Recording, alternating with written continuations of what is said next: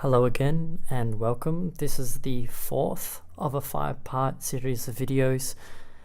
This one will be talking about how I created the fourth of the generative music experiments that I've called Harold Budd. For this one doesn't actually use all that much of a generative process. It does a little bit. It uses a lot of loops and things like what you can see here.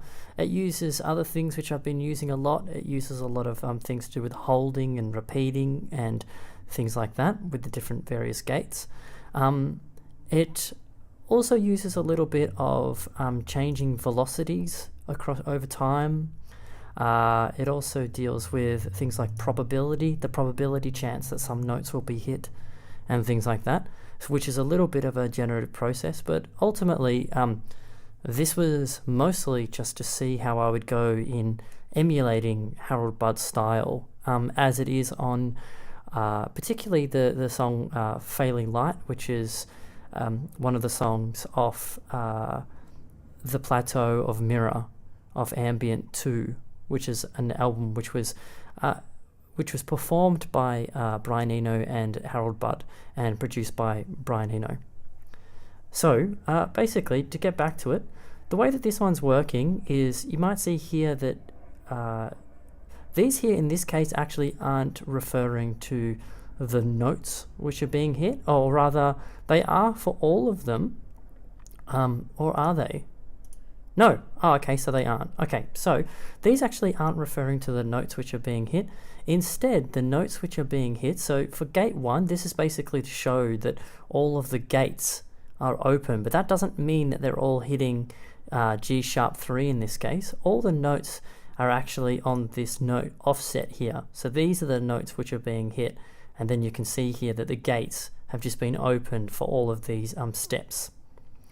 And so that's the same with all of them. So if you go back to, for example, the sequence 13, and then you go to the note, you can see these are the actual notes which are being hit, and these are the gates which have been turned on and off here.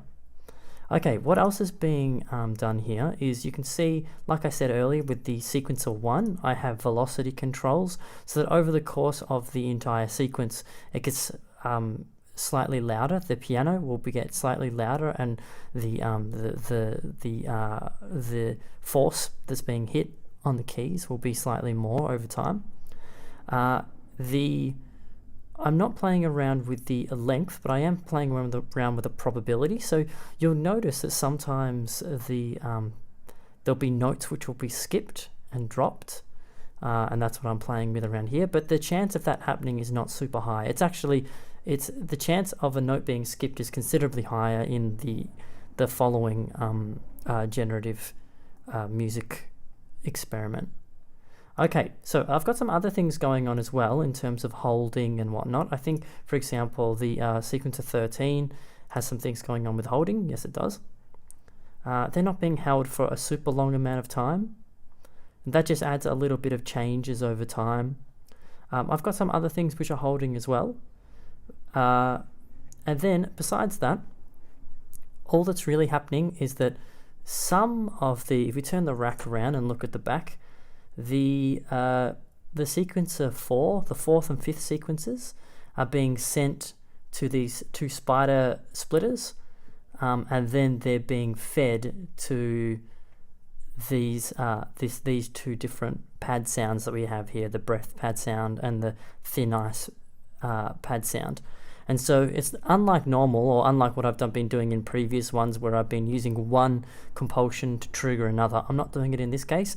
It's just literally taking that information. So when the 4th sequencer is hit, then basically it will trigger one of these synths, and when the 5th sequencer is hit, it will hit the other sequencer. Sorry, it will hit the other synth. So basically, this is what it sounds like all together. Actually, I'll mute the 2 synth sounds first. So so you can hear the piano first on its own.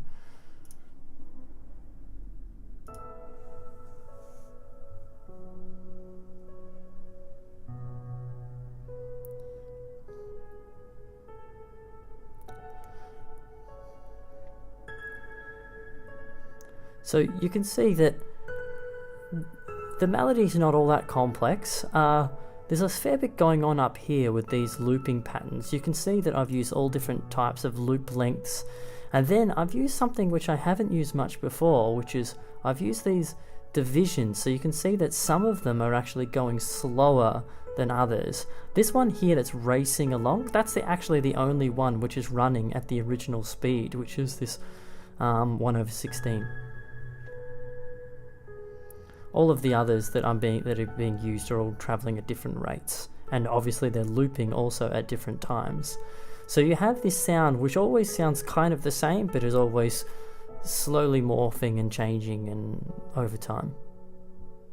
Okay, so to bring in those two other synth sounds that we had,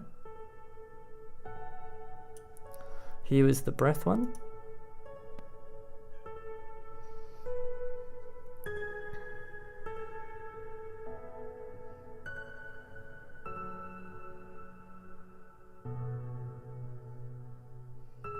And, oh, here it is.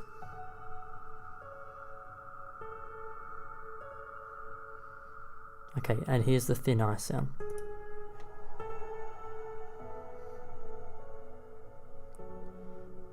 Okay, so that's really about it in terms of how this was designed.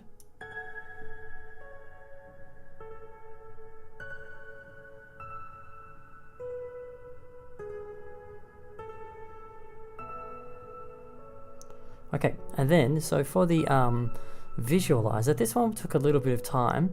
In fact, these two CV player taps are actually not being used to link up various devices. They're really just being used to connect up all of this all of this visualizer. So if you turn the rack around, you can see quite a lot of wiring and things going into this visualizer. So basically the way that it works ultimately is that you have this top one is representing all of the piano notes which are being hit.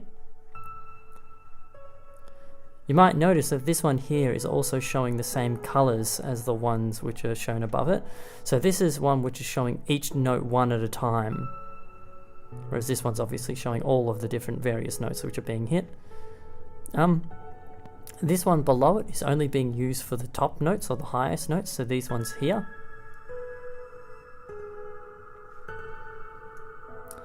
And then below that, for these two, that's for the two different synth sounds, the thin ice synth sound and then this breath synth sound.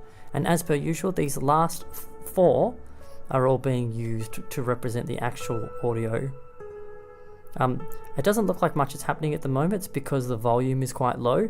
If we were to turn this volume up or turn the volume up on the master, which I've got turned down at the moment, then that would definitely appear like there was more happening here. And that's what's happening with this device. Thank you for listening.